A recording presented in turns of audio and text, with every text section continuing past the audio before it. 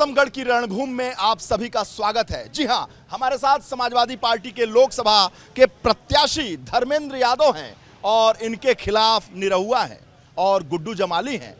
रणभूमि में निकल चुके हैं धर्मेंद्र यादव। इनसे जानते हैं कि कितना कठिन है आजमगढ़ की डगर। आजमगढ़ की महान जनता ने समाजवादियों के लिए डगर कभी कठिन होने ही नहीं दी। यहाँ की जनता का इतना साथ मिला है, पार्टी को इतना सम्मान बढ़ाया है हमारे राष्ट्रीय अध्यक्ष जी का, आदरणीय नेताजी का, हमारी सोच और विचारधारा का, कि आजमगढ़ के लोगों ने कभी कठिन डगर होने ही नहीं दी समाजवादियों के लिए। तो चलिए धर्मेंद्र जी, डगर पर ही निकलते हैं, जमीन पर ही निकलते हैं, लोगों के बीच निकलते हैं और देखते हैं कि आखिर धरती कितनी मजबूत है समाजवादियों। बहुत मजबूत है। आज़ादी से लेके आज तक जितने चुनाव हुए, अधिकांश चुनाव में लोगों ने समाजवादियों को साथ दिया है, समाजवादियों को मौका दिया है। और विशेषकर जब किसी सत्ता ने अत्याचार अन्याय किया है, शोषण किया है गरीबों का, किसानों का, नौजवानों का, मजदूरों का, तो मैं समझता हूँ आजमगढ़ के लोगों ने हमेशा ऐसे अत्याचारियों को जवाब देने का काम किया है। तो चलिए चलते हैं।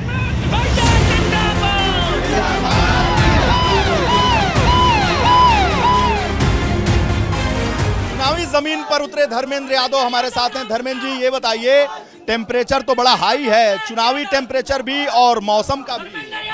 मैं समझता हूँ मौसम के टेम्परेचर से भी ज़्यादा चुनावी टेम्परेचर हाई है आजमगढ़ में, और ये हाई टेम्परेचर समाजवादियों के पक्ष में है। अच्छा, बिल्कुल।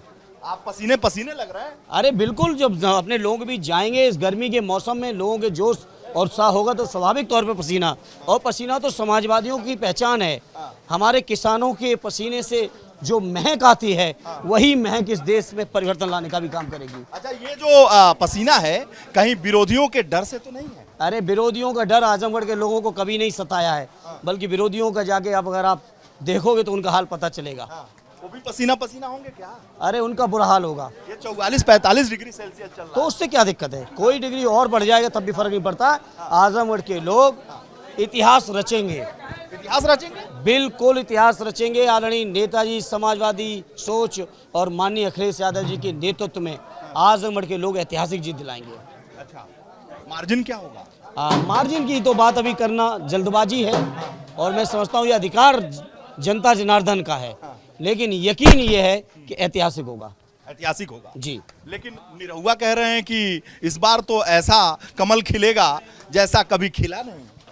अब कहने दीजिए मुझे उस बात से, उनकी किसी बात की प्रतिक्रिया मैं नहीं समझता देने की जरूरत है। इन सब बातों का जवाब आजमगढ़ की जनता देगी। अच्छा, भारतीय जनता पार्टी कह रही है कि समाजवादी पार्टी तो लड़ाई में ही नहीं है, हम तो बसपा से लड़ रहे हैं।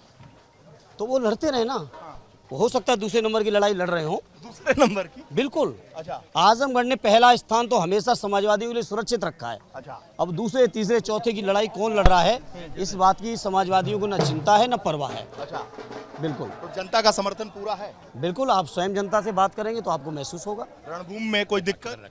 किसी तरह की कोई दिक्कत नहीं। रणबांकुरे उतर चुके हैं? बिल्कुल उतर चुके हैं, और सबसे बड़ी चीज है ये लड़ाई जनता लड़ रही है। अच्छा, हम लोग तो एक माध्यम मात्र हैं। हाँ। हम लोग तो एक लोगों के बीच जाना, अपनी जिम्मेदारी जो है वो कर रहे हैं। असली चुनाव तो आजमगढ़ के लोग लड़ रहे हैं। आजमगढ़ के किसान, नौजवान, व्यापारी, मजदूर, बुनकर, दलित, शोषित, पीड़ित, अल्पसंख्यक, पिछड़े, जिन लोगों के साथ इन्होंने अन्याय किया है, जातिगत जनगणना के नाम पर कितने दिनों से मांग चल रही देश की संसद में, आज भी भारतीय जनता पार्टी की नीयत खराब है।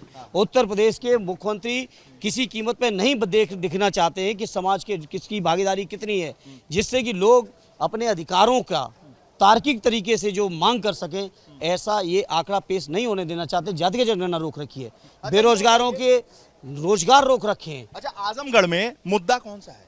आजमगढ़ में मुद्दा सिर्फ समाजवाद है।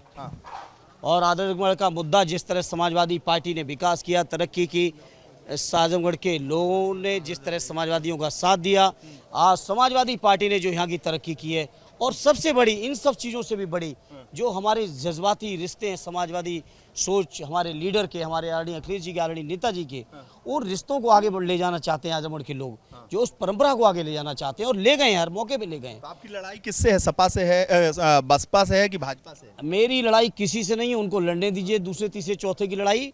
आजमगढ़ के लोगों ने इतना सम्मान दिया है, इतना मौका दिया है कि मुझे यकीन है कि आजमगढ़ के लोगों के बीच में ये पहले स्थान सुरक्षित है। बाकी कोई लड़ाई की चिंता किसी को। ये पीली गमछी वाले भी घूम रहे हैं आपके बिल्कुल घूमेंगे, हमारे साथी हैं, क्यों नहीं घूमेंगे।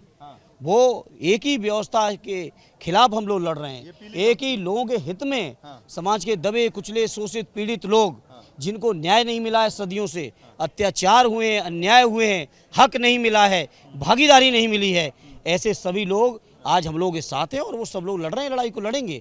ये लड़ाई कोई धर्मेंद्र की लड़ाई नहीं, ये लड़ाई पूरे उत्तर प्रदेश के किसानों, नौजवानों, बुनकर, व्यापारी, शोषित पीड़ित, दलित, इन सब की लड़ाई है। और मैं समझता हूँ मेरा ये सौभाग्य है कि मुझे उस लड़ाई में प्रतीकात्मक रूप से उन्होंने मुझे अपने उम्मीदवार के तौर पे चुना है और मुझे यकीन है कि इस लड़ाई को लोग जीत के आएंगे। कहा जा रहा है कि कैंडिडेट बदल दिया गया तो जिससे दलित नाराज है। कोई दलित भाई नाराज नहीं है, सब दलित भाइयों का सहयोग समर्थन समाजवादियों को है और दलित भाइयों का व्यापक समर्थन मिल रहा है, क्योंकि उनको पता है कि कोई लड़ाई लड़ रहा है तो समाजवादी लड़ रहे हैं। जो लोग कभी दलित समाज के अलमतदार बनते थे वो आज भारतीय जनता पार्टी की बी टीम के तौर पे काम कर रहे हैं। ये उत्तर प्रदेश की विधानसभा के चुनाव के माध्यम से पूरे देश ने देखा है। इसलिए दलित समाज को उम्मीद है कि देश का संविधान कोई बचाएगा, बाबा साहब भीमराव अंबेडकर की विचारधारा का कोई लेके चलेगा तो माननीय अखिलेश यादव हैं, समाजवादी व्यवस्था, समाजवादी पार्टी है और स्वाभाविक तौर पर उनका पूरा आशीर्वाद हमको मिल रहा है। एक आखिरी सवाल कि बदायूं में लड़ना आसान था कि आजमगढ़? मैं समझता हूँ दोनों क्षेत्रों की अपनी अपनी खूबियाँ हैं और मैं चूँकि ये एकदम पूर्वांचल का हिस्सा है, उधर पश्चिम का, कोई तुलना करने की आवश्यकता नहीं, लेकिन दोनों क्षेत्रों में जो सबसे बड़ी समानता है कि दोनों ही क्षेत्रों के लोग समाजवादी पार्टी और हमारी विचारधारा, हमारे नेता आदरणीय अखिलेश यादव जी, आदरणीय नेताजी में भरोसा और विश्वास रखने वाले जिले हैं। अरे धर्मेंद्र जी देखिए पसीना पसीना हो गया भाई। अब तो पसीना लेना नहीं पड़ेगा, उसके लिए हमारे पास कोई उसका इलाज नहीं है। आइए आपके साथ चलते हैं जी, और इस रणभूमि में और आगे बढ़ते हैं। चलिए ठीक है, चलिए। और फैसला अटल रहे, अखिलेश हुए फरार, निरहुआ डटल रहे। आजमगढ़ की रणभूमि में उतरे दिनेश लाल यादव निरहुआ हमारे साथ हैं। ये बताइए, गर्मी बहुत है, टेम्परेचर बहुत है, आजमगढ़ में क्या होगा? गर्मी अच्छी है और लड़ाई भी अच्छी है। लड़ाई भी अच्छी है, गर्मी भी अच्छी है। दिनेश लाल जी, आपके मुकाबले में कौन है यहाँ पर? बसपा है कि समाजवादी पार्टी है? अभी तक तो बसपा ही दिख रही है। बसपा जी, बसपा दिख रही है। भाई मुलायम सिंह यादव के भतीजे चुनाव लड़ रहे हैं, अखिलेश जी के भाई। वो तो बलि के बकरा हो गए हैं, बलि के बकरा हो गए वो। आप सीरियस नहीं ले रहे हैं क्या? नहीं, सीरियस लेने जैसा है नहीं। अगर डिम्पल जी आती तो थोड़ा सीरियस लेना पड़ता, क्योंकि पिछली बार जब हम लोग लड़े थे अखिलेश यादव जी से, तो इस बार भी हम लोगों की यही उम्मीद थी कि डिम्पल यादव जी आएंगी, अच्छी लड़ाई करेंगी।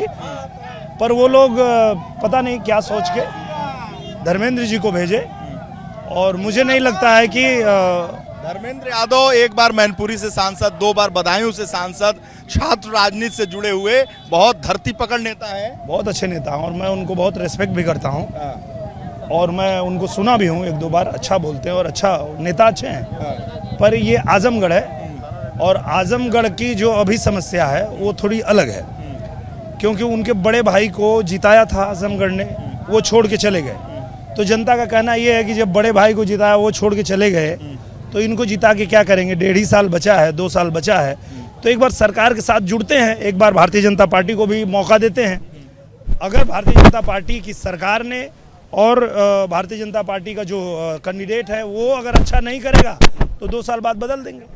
दिनेश जी, एक नारा लग रहा है कि एक 60 किलोमीटर दूर से है, एक 600 किलोमीटर दूर से आया है, तो 60 किलोमीटर वाले को जल्दी वोट दे दो, काहे को 600 किलोमीटर वाले को दे दो? एक आदमी कह रहा है कि न 60 न 600 बल्कि घर वाले को वोट दो। मुझे लगता है ये सारी बातों को छोड़ के सब बात जाओ भूल, और अभी सिर्फ आजमगढ़ की तरक्की के लिए, और याद रखो कमल का फूल। ये पसीना छलछला गया रणभूमि में। हाँ, और ये छलछलाना चाहिए, क्योंकि ये आप भी जानते हैं, पूरा भारत जानता है कि मैं निरहुआ रिक्शा वाला हूँ, और रिक्शा वाला का पसीना तो छलकता है, क्योंकि रिक्शा में न पेट्रोल पड़ता है और ना ही डीजल पड़ता है। रिक्शा चलाते हैं जब हम, तो उसको हम अपना खून जला के चलाते हैं, और खून से ये जल के पसीना निकलता है। और शायद इसीलिए कहा जाता है कि जो लोग पानी से नहाते हैं वो लिबास बदलते हैं, और जो पसीना से नहाते हैं वो इतिहास बदलते हैं। अच्छा, क्या बात है। चलिए आपका देखते हैं कितना इतिहास बदल रहे हैं सभी।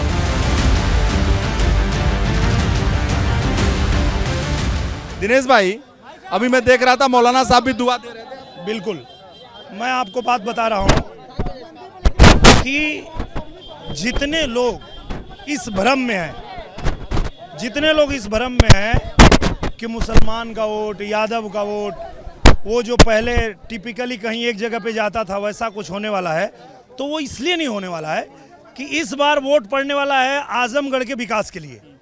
आजमगढ़ को 3 साल जो जिस सांसद को चुना गया था वो छोड़ के चले गए, तो अब जो ये 2 साल बचा है, इसमें चाहे वो मुसलमान हो, वो चाहे हिंदू हो, कोई भी व्यक्ति हो, हर व्यक्ति ये चाहता है कि सरकार के साथ हम लोग आजमगढ़ को जोड़ें, आजमगढ़ का विकास हो। अगर आपको नहीं भरोसा तो पूछिए।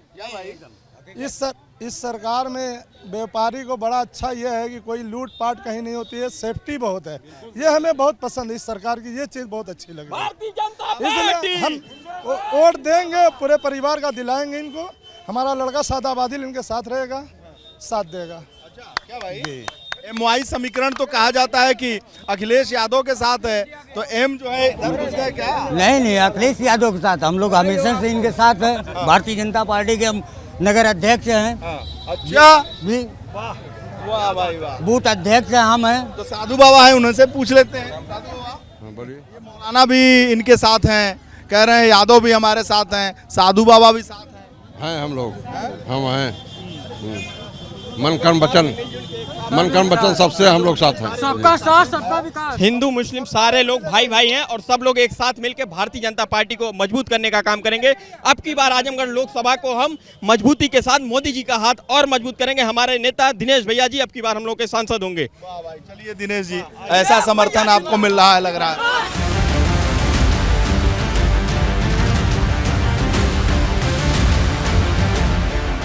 दिनेश जी, प्रभु की शरण में हैं आप, डर लग रहा है क्या? बड़ा सही सवाल आपने किया, पर हम लोग डरते नहीं हैं, और नहीं डरने के पीछे एक ही कारण है। हमारे नाथ श्री रघुनाथ तो किस बात की चिंता, शरण में रख दिया जब माथ तो किस बात की चिंता। हमें क्या चिंता है? अरे जो चिंता करनी है वो करेंगे, प्रभु श्री राम करेंगे। हम तो बस जनता से अपना उनको सेवा करने के लिए एक अवसर मांग रहे हैं। जनता ने अगर अवसर दिया तो सेवा करेंगे। अच्छा, आप हैं तो फिर बिना गाने के कोई कैंपेन नहीं खत्म होगा। आप बताइए, अपने विरोधियों के लिए क्या बनाया है? विरोधियों के लिए तो मैंने यही बनाया है कि आजमगढ़ से ध्यान कबो ना हटल रहे, आजमगढ़ से प्यार कबो ना घटल रहे, अखिलेश हुए फरार निरहुआ डटल रहे, अखिलेश हुए फरार निरहुआ डटल रहे, आजमगढ़ से प्यार कबो ना घटल रहे। अब भौजी आवे चाहे भैया होई आजमगढ़ जम के, अब भौजी आवे चाहे भैया होई आजमगढ़ जम के, आर होई चाहे पार फैसला अटल रहे, अखिलेश हुए फरार निरहुआ डटल रहे।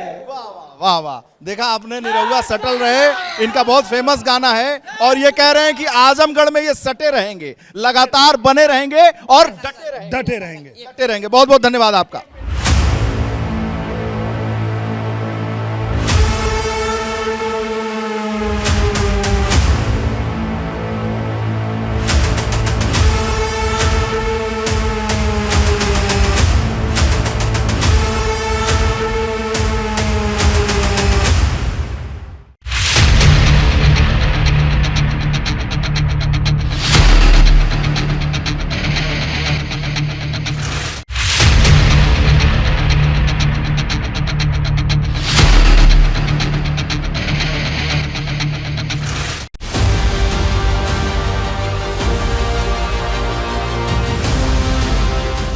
हकीकत यही है ब्रदर, ऑनेस्टली बता रहा हूँ, ऐसा नहीं, this is not a political statement, this is truth. वो 60 किलोमीटर के हैं गाजीपुर, बट आप भी जानते हैं हकीकत ये कि बॉम्बे रहते हैं, तो अब जनता बॉम्बे तो मिलने अपने से एमपी से जाएगी नहीं। और एक साहब इटावा मैनपुरी से चले आते हैं, उनको लगता है कि खाता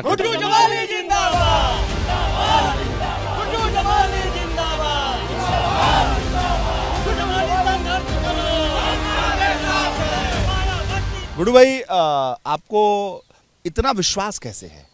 ये माना जाता है MY समीकरण, यानी आजमगढ़ में कहा जाता है कि जो मुसलमान हैं, यादव हैं, कहा जाता है इस बात को कि रोम पोप का और आजमगढ़ गोप का, जहां जाति धर्म इतना चल रहा है, वहां MY समीकरण में जो समाजवादी पार्टी के प्रत्याशी हैं, मुलायम सिंह यादव के भतीजे हैं, अखिलेश जी के भाई हैं, उनके सामने कहां टिकेंगे आप? ऐसा है, इसका जवाब मैं ऐसे देता हूँ कि पता नहीं आपको याद हो नहीं हो, ये उनके जो भतीजे साहब हैं, बहरहाल मुलायम सिंह यादव जी की उंगली पकड़ के राजनीति सीखी है। मैं मुलायम सिंह यादव को चुनौती दे चुका हूँ। अच्छा। यस, 2014 में मैं यहाँ कैंडिडेट था और वो हारते हारते बच गए। अगर सरकार न होती उनकी तो 100% वो यहाँ से हार के जाते। तो मैं कोई ऐसा नहीं हूँ कि मुझे कोई बहुत हल्के मिलेगा तो भूल कर जाएगा, ये कुछ नहीं ठहरेंगे यहाँ पे। सावधानी हटी, दुर्घटना घटी। I am a very dangerous man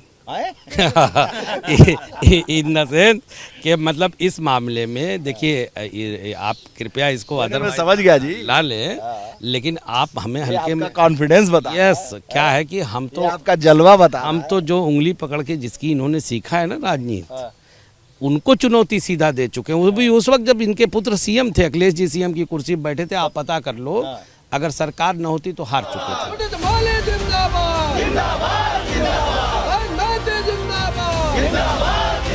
Guddu भाई, जो निरहुआ हैं, पिछली बार बहुत उन्होंने चुनौती दी अखिलेश यादव को, और जब समाजवादी पार्टी और बसपा आपस में मिलकर चुनाव लड़ रहे थे, तब भी 3.5 लाख से ज्यादा वोट निरहुआ ने पाया था।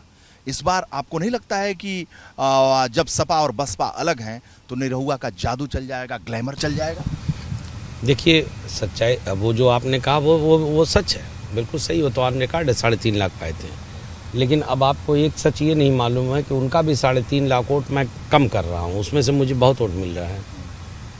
यही हकीकत है। समाजवादी पार्टी पर प्रहार कर रहे हैं, तो आपके मुकाबले में भाजपा है या सपा है?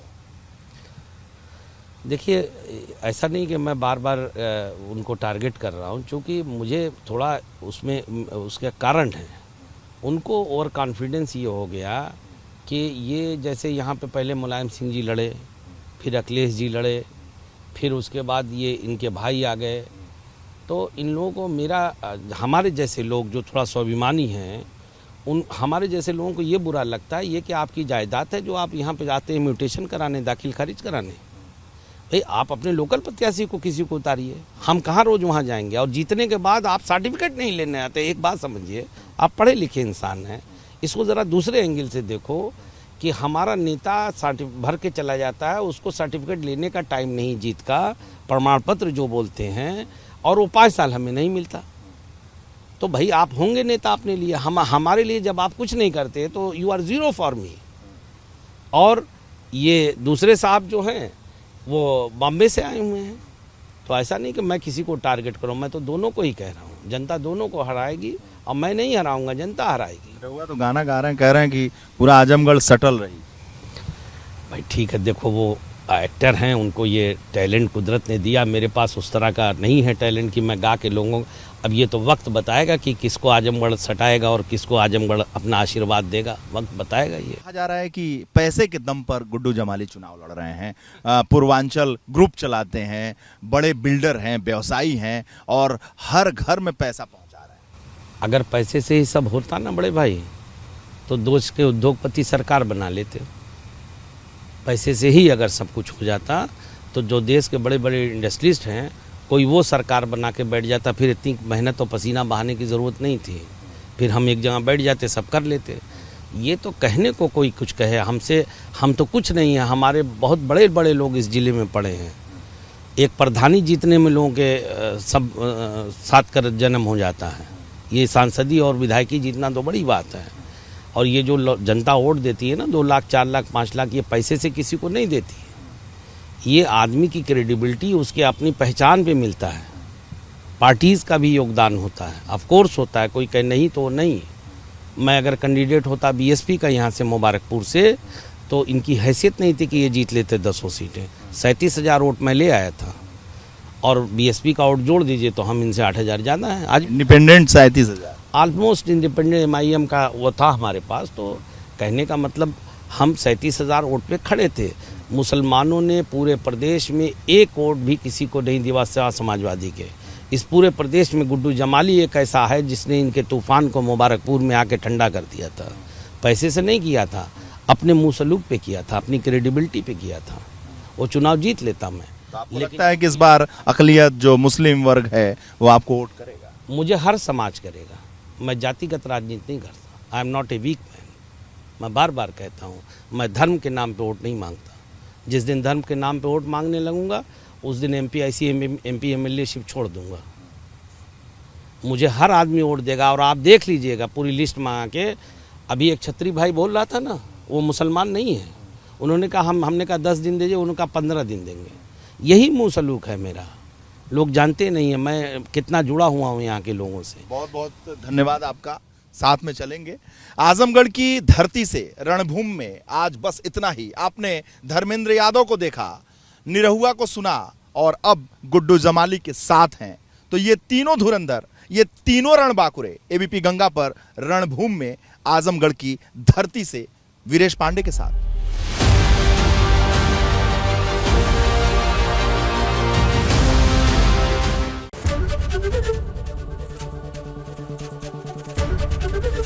ABP गंगा, खबर आपकी, जुबान आपकी।